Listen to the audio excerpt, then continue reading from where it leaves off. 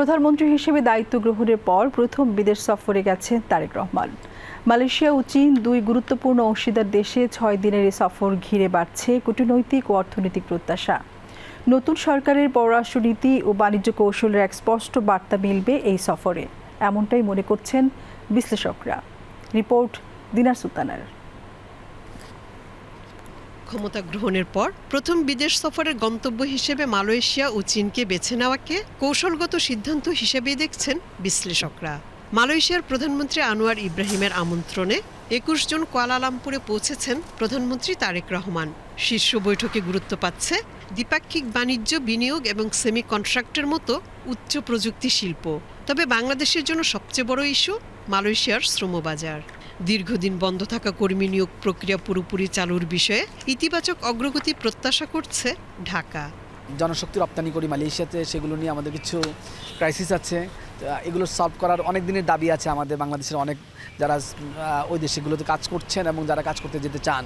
Malaysia যেহেতু দক্ষিণ পূর্ব এশিয়ার ওয়ান অফ দ্য লিডার, আবার চীন পূর্ব এশিয়া এবং দক্ষিণ এশিয়া এবং গ্লোবাল লিডার, সেই জায়গা থেকে ওই স্বার্থটা কিন্তু একই রকমের কাছাকাছি। সেই জায়গা থেকে প্রধানমন্ত্রী এবং বাংলাদেশের বর্তমান সরকার যেভাবে বিবেচনা করেছে মালয়েশিয়াকে এবং চীনকে একই প্যাকেজে ডিল করার, এটা অসাধারণ একটা উদ্যোগ হয়েছে। অন্যদিকে চীন সফরকে দেখা হচ্ছে ঢাকার অর্থনৈতিক অগ্রাধিকারের সবচেয়ে বড় মঞ্চ হিসেবে, যেখানে সই হতে পারে ১৫ থেকে ১৭টি চুক্তি ও সমঝোতা স্মারক। আলোচনার কেন্দ্রবিন্দুতে থাকবে ডিজিটাল অর্থনীতি, অবকাঠামো উন্নয়ন এবং বড় বিনিয়োগ। বিশ্লেষকদের মতে আসিয়ানের সঙ্গে সম্পৃক্ততা বৃদ্ধি এবং রোহিঙ্গা সংকট সমাধানে বেইজিং ও কুয়ালালামপুরের জোরালো সমর্থন আদায় করাই হবে বড় কূটনৈতিক অর্জন।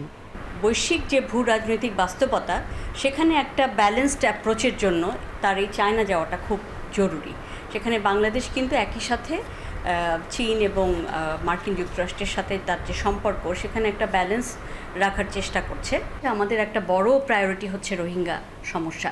সেই সমস্যার সমাধানে মালয়েশিয়া কিন্তু অন্যতম কান্ট্রি যারা আমাদেরকে সমর্থন দিয়ে যাচ্ছে। বিভিন্ন ধরনের আন্তর্জাতিক মাল্টিল্যাটারাল ফোরাম থেকে শুরু করে আসিয়ানের মাধ্যমেও তারা সমর্থন দিচ্ছে।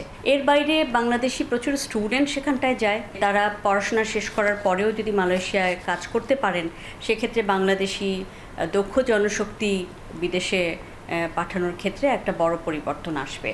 শ্রমবাজারে নতুন সুযোগ এবং চীনা বিনিয়োগ অর্থায়নের প্রতিশ্রুতি নিশ্চিত করা গেলে দেশের অর্থনীতিতে ইতিবাচক প্রভাব পড়বে বলে মনে করছেন অর্থনীতিবিদরা। দ্বিপাক্ষিক অর্থনৈতিক যে আমাদের সম্পর্ক, এটা যদি গভীর করা যায়, তাহলে কেবলমাত্র প্রবাসী শ্রমিক প্রেরণ সেটা না, অন্যান্যভাবেও আমরা বিশেষ করে হালাল যে বিজনেস এবং অন্যান্য যেসব আমাদের সম্পর্ক আছে, প্রযুক্তি ইত্যাদি, সেগুলো আমরা আরও গভীর করতে পারবো। আর চীনের সাথে তো আমাদের সবচেয়ে বড় দ্বিপাক্ষিক বাণিজ্য চীনের সাথে হয়। যদি আমাদের হোমওয়ার্কটা ভালোভাবে করতে পারি এবং অবকাঠামো এবং অন্যান্য বিষয়গুলো যেগুলোতে চীন সহায়তাও করতে পারে, সেগুলো আমরা যদি নিশ্চয়তা বিধান করতে পারি, তাহলে এটা আমাদের অর্থনৈতিক উন্নয়নের জন্য এবং একবিংশ শতাব্দীতে বাংলাদেশের সামনের দিকে এগিয়ে যাওয়ার জন্য এটা ইতিবাচক ভূমিকা রাখবে। অর্থনৈতিক কৃচ্ছ্রতা সাধনের অংশ হিসেবে ছোট প্রতিনিধি দল নিয়ে ঢাকা ছেড়েছেন প্রধানমন্ত্রী।